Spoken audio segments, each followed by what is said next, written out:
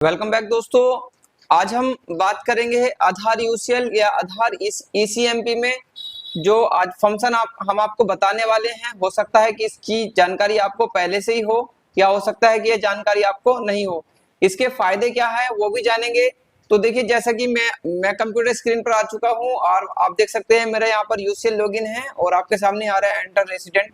इसे आपको क्लोज करने के लिए Alt F4 का ऑप्शन मतलब Alt F4 का यूज करेंगे तो ये जो विंडो खुली थी या पॉपअप खुला था वो बंद हो जाएगा। उसके बाद आपको यहाँ पर आना है जनरेट रिपोर्ट पर। जनरेट रिपोर्ट पर आने के बाद आपको यहाँ पर यस कर देना है। तो आपने जितने भी आधार ठीक किए हैं पिछले कुछ दिन में, जो भी डेट आप सिलेक्ट करोगे तो यहाँ पर आपके सामने आ जाएंगे। तो चलिए मैं यहाँ पर पिछले महीने की कोई डेट ले लेता हूँ, 29 तारीख यहाँ पर ले लेता हूँ। तो आप देख सकते हैं हमने पिछले 29 तारीख से अब तक इतने ही आधार अपडेट किए हैं। और यहाँ पर जब हम जाएंगे नीचे यहाँ पर आ रहा है आपको सेव। जैसे आप सेव पर क्लिक करेंगे, सेव पर क्लिक करने के बाद आपसे पूछेगा कि कहाँ सेव करना चाहते हैं। तो मैं यहाँ पर जाता हूँ डेस्कटॉप पर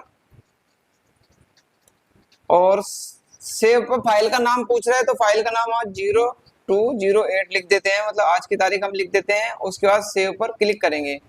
फिर आपसे पूछेगा एंटर पासवर्ड। तो आपको कोई भी पासवर्ड एंटर कर देना है जो आप यूज करते हो। तो यहाँ पर मैं 1 2 3 4 लिख देता हूं और उसके बाद ओके पर क्लिक कर देता हूं। जैसे आप ओके पर क्लिक करेंगे तो आप देख सकते हैं end of day report successful saved. तो जो रिपोर्ट हमने आपके सामने निकाली थी वो रिपोर्ट सेव हो चुकी है। हम यहाँ से मिनिमाइज कर देते हैं और यहाँ पर आते हैं 0208 और इसे ओपन कर लेते हैं। चाहो तो आप एक्सट्रैक्ट भी कर लेते हो और इस पर आपको जैसे ही आपके सामने फाइल खुलेगी आपको इस पर डबल क्लिक कर देना है। डबल क्लिक करने के बाद जो अभी आपने पासवर्ड एंटर किया था वही पासवर्ड आपको यहाँ पर डाल देना है। पासवर्ड जैसे ही आप डालेंगे तो आपके सामने यह रिपोर्ट जो आपने सेव की थी वो खुल करके आप आ जाएगी। आप ये लगभग 10 दिन की रिपोर्ट आपके सामने खुलती है, उसके बाद डाटा डिलीट हो जाता है और ना ही रिपोर्ट जनरेट होती है। तो आप 10 दिन कर करके रिपोर्ट सेव कर सकते हैं। इससे आपको पता चल जाएगा कि महीने में आपने कितने आधार ठीक किए।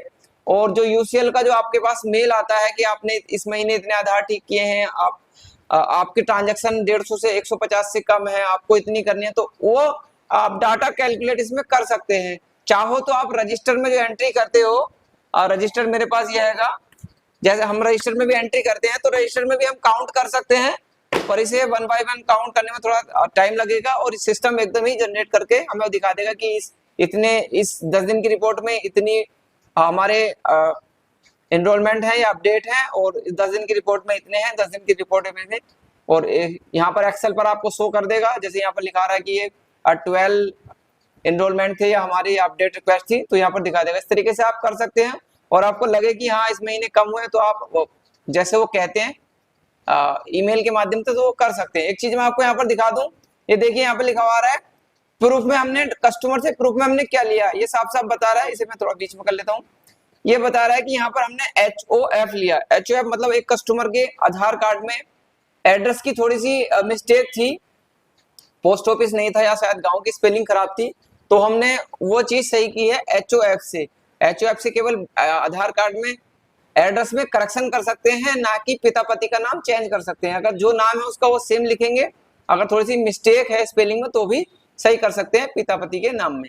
तो यहाँ पर हमने HOF से इस आधार को ठीक किया और यहाँ पर इसका जो स्टेटस दिखा रहा है वो दिखा रहा है, ये देख सकते हैं पब्लिश फॉर द ऑथेंटिकेशन, ये यही लिखा हुआ आता है और ये हमारे कंप्लीट हो चुके हैं। ये हमारा एक रिजेक्ट हुआ है, हमने डॉक्यूमेंट अपडेट किए थे बैंक पासबुक से, जबकि डाटा बिल्कुल सही था, फिर भी ये रिजेक्ट हो गया है। तो ये डॉक्यूमेंट्स एरर में नहीं लगा है। मैं आपको चलिए दिखा देता हूँ एक बार फिर से खोल के।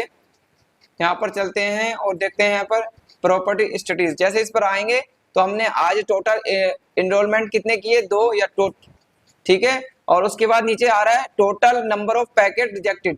तो हमारा एक रिजेक्शन में जो कि वहां पर दिखा रहा है, अगर वो डॉक्यूमेंट्स बेस्ड रिजेक्शन होता तो हमारा डॉक्यूमेंट बेस्ड रिजेक्शन में वो दिखाता। इस रिजेक्शन से हमारे ऊपर ना तो कोई पेनल्टी पड़ने वाली है, ना ही हमारी कोई मशीन बंद होने वाली है। दिक्कत तब आती है जब आपके डॉक्यूमेंट रिजेक्शन ज्यादा हो। तो यहाँ पर डॉक्यूमेंट रिजेक्शन हमारा 0 है और पैकेज रिजेक्शन हमारा 1 है। तो आप इस प्रकार से अपनी रिपोर्ट को सेव करके और जो सीएससी के ट्रांजैक्शन के लिए मेल आता है उससे बच सकते हैं। अगर आपकी यूसेल संबंधी कोई क्वेरी है तो आप हमारे चैनल पर कमेंट्स करें। चैनल पर नए हैं तो चैनल को सब्सक्राइब करें। ऐसे ही मिलते हैं किसी नेक्स्ट वीडियो में, तब तक के लिए जय हिंद।